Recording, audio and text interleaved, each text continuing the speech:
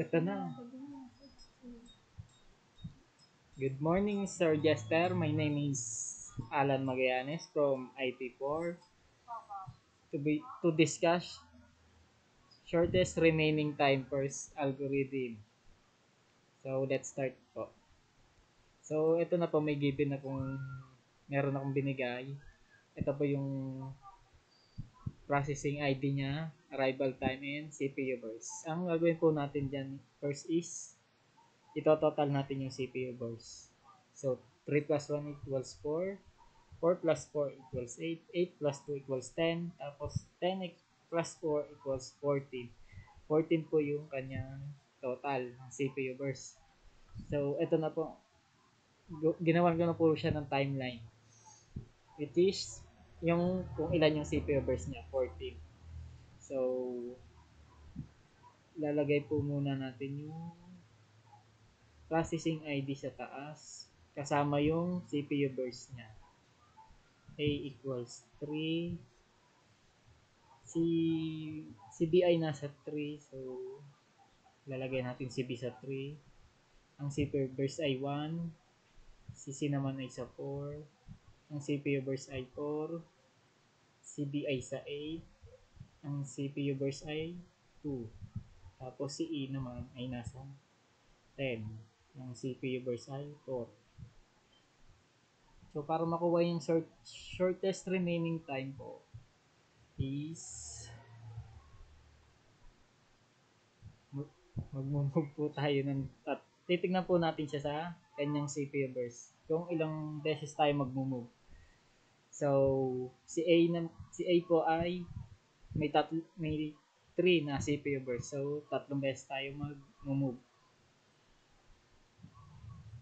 1, 2, 3. So, dito si A. Si B naman ay 1. O, si C naman ay 4. 4 tayo mag-move. 8. Si D naman is dalawang beses naman mag-move. 12, 10. Si E naman 4. So, 14. So, ang gagawin naman po natin dyan is kukunin natin yung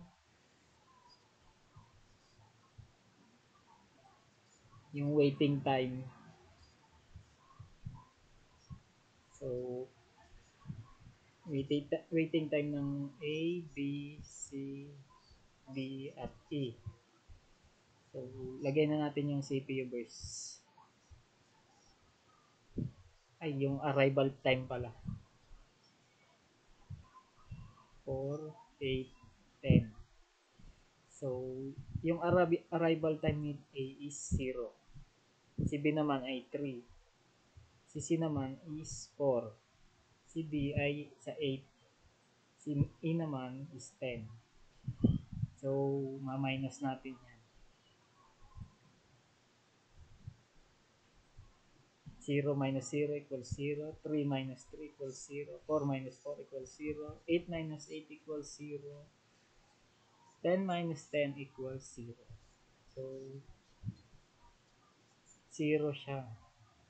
Automatic yung average waiting time niya is 0 na din. 0 ms. So, yan na po yung average waiting time. Next naman po is yung turnaround time ang kukunin natin. So, ganun po ulit.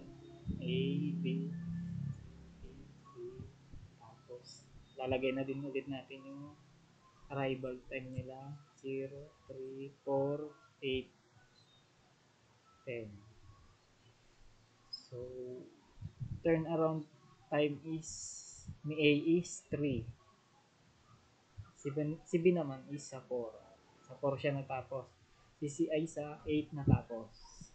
Si D naman ay sa 10. At si E naman sa 14. So, compute na natin. 3 minus 0 equals 3. 4 minus 3 equals 1. 8 minus 4 equals 4. Tapos 10 minus 8 equals 2. Tapos 14 minus 10 equals 4. So ito total natin yan lahat. 3 plus 1 equals 4. 4 plus 4 equals 8. 8 plus 2 equals 10. 10 minus 10 plus 4 equals 14. I-divide natin siya sa 5 para makuha yung average turnaround time.